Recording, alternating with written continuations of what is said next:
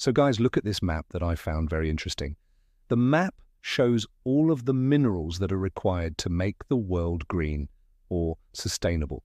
And it's really about electric vehicles, solar panels, batteries. All of these resources are currently in high demand around the globe. And look where they're located. Africa is rich in all of these commodities. This has huge implications for African countries and will likely result in a scramble for raw materials in Africa over the next few decades. Let's talk about it. Welcome to the channel.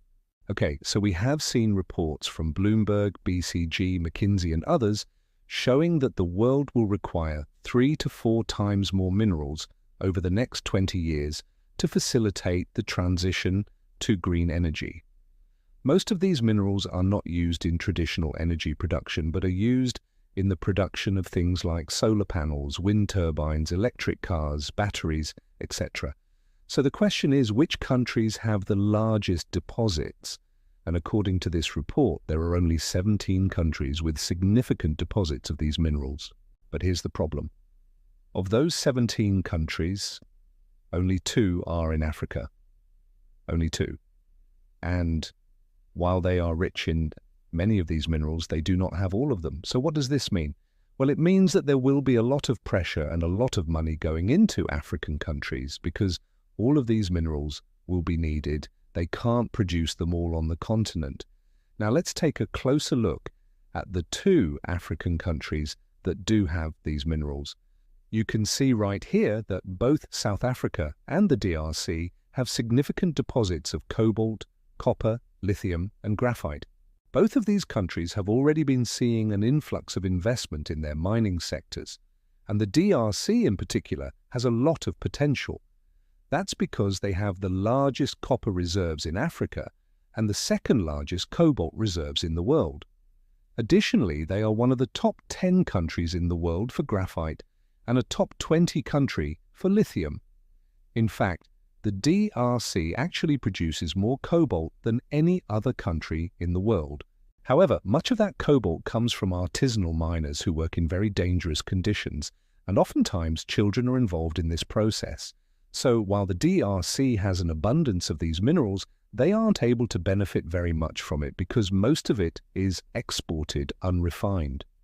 The other African country with significant mineral deposits is South Africa. They have the second largest manganese reserves in the world and the 4th largest chromium reserves. They also have significant platinum and iron ore deposits. So why is this important? Well, these minerals are key components in making batteries for electric vehicles. Manganese, for example, is a key component in cathode materials for lithium-ion batteries. And if you want to learn more about that, I made a video called "What is manganese and why should you care?" Anyway, South Africa has these minerals, but their mining industry has been in decline for decades. So let's take a look at some charts. Here's South Africa's gold production over time, and you can see that they peaked in the 1970s. Here's their platinum production over time, and you can see that they also peaked in the 1970s. Here's their coal production over time. You can see that it's been stable over the last 30 years, but it's still well below their 1980s highs. And finally, we have their iron ore production over time. And once again, you can see that they too peaked in the 1970s. Now, if we compare their platinum production with the rest of the world, you can see that while South Africa's platinum production has been declining, the world's overall consumption has been increasing. So who's making up the difference? Well, interestingly enough, Russia is the largest producer of platinum in the world today.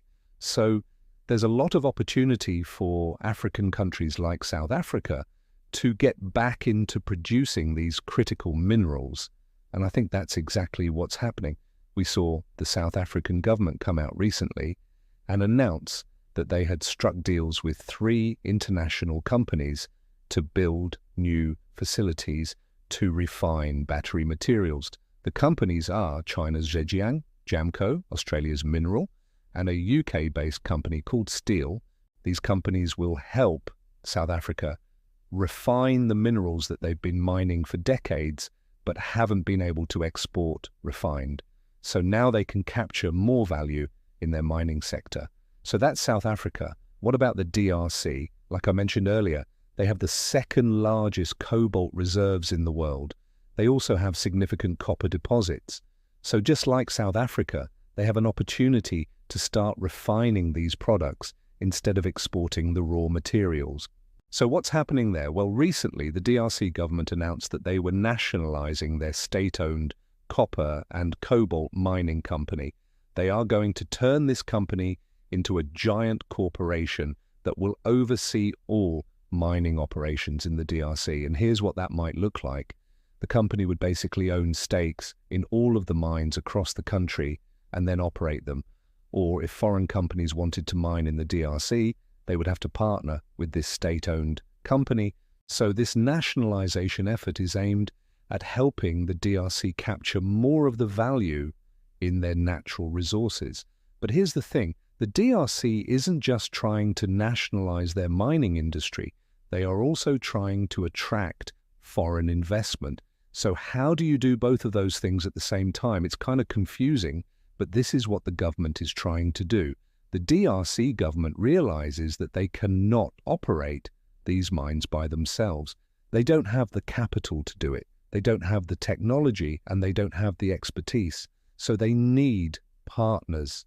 But they don't want to just partner with anyone.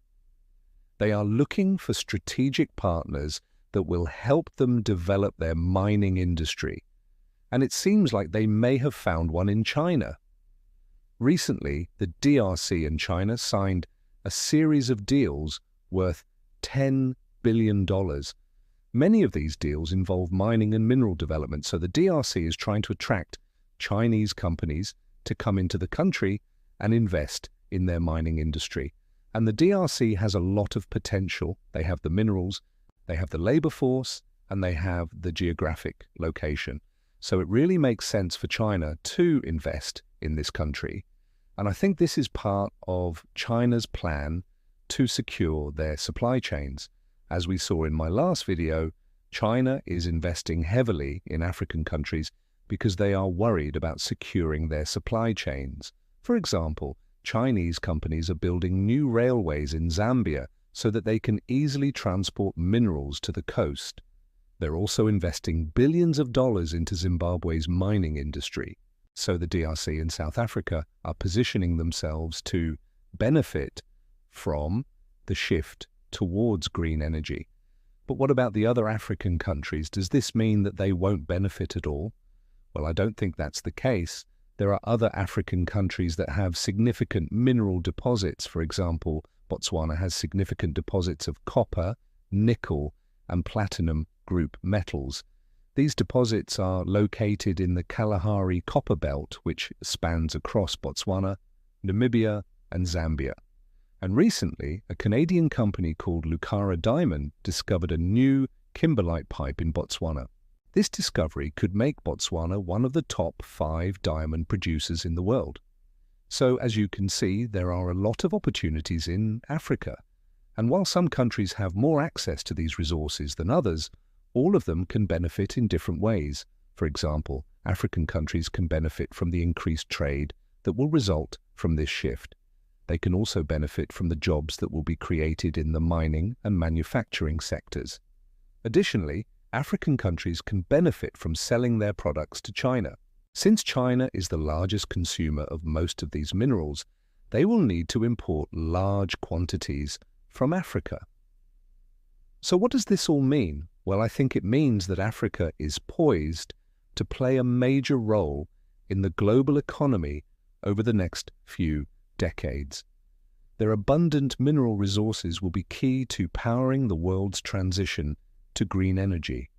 And while some countries will benefit more than others, all of them will benefit in one way or another. And if African countries are smart about it, they can use this opportunity to transform their economies. That's why I'm so bullish on African countries. They have the resources, they have the labor force, and they have the geographic location to benefit from this green energy transition. Thank you so much for watching and supporting the channel. If you enjoyed this video, please make sure to leave a thumbs up. Thank you so much for watching, and I'll see you in the next video.